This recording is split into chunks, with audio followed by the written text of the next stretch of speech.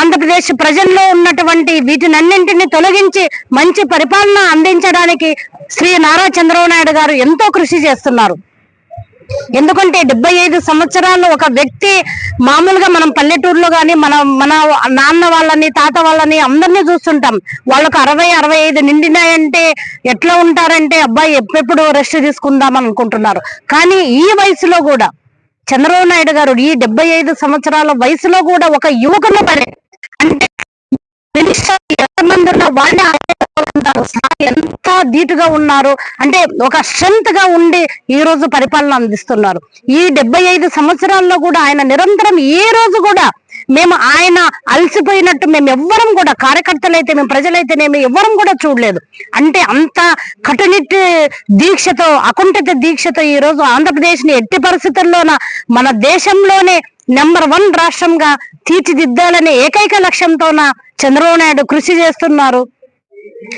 ఆ రోజు జగన్మోహన్ రెడ్డి పరిపాలనలోన మనకు రాజధాని లేని రాష్ట్రంగా ఉంది. కానీ ఈ రోజు రాజధాని నిర్మించి ప్రపంచంలోనే అగ్రగామిగా రాజధాని నిర్మించాలనే అకుంఠ దీక్షతో ఆయన కూడా చేస్తున్నారు. కాబట్టి ఆయనకి అన్ని రకాలుగా ప్రజలందరి దీవెన మనందరి దీవెన ఆయనకు ఎల్లప్పుడూ ఉండాలని ఆయన ఇంకా 100 సంవత్సరాలు బతకాలని చెప్పి మనస్ఫూర్తిగా కోరుకుంటున్నారు.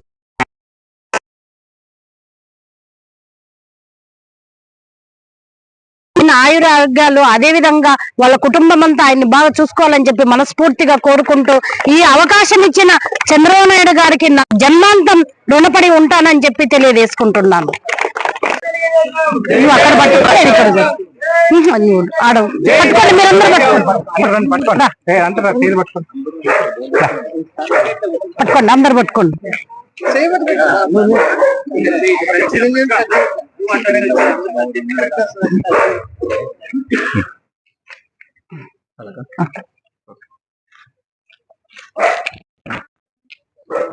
దానికి కోపం వచ్చేసింది.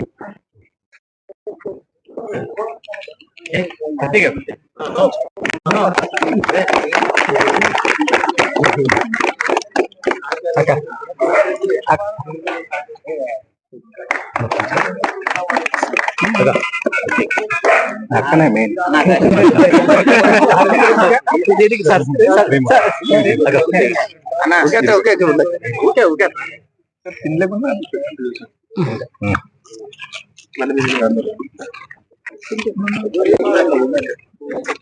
ఒక్క నిమిషం ఒక 5 మందికి పెడతా.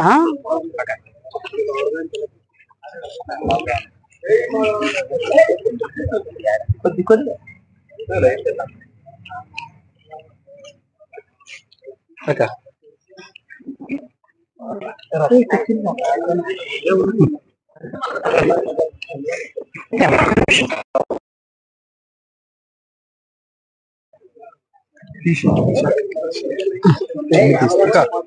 పెట్టేస్తాను.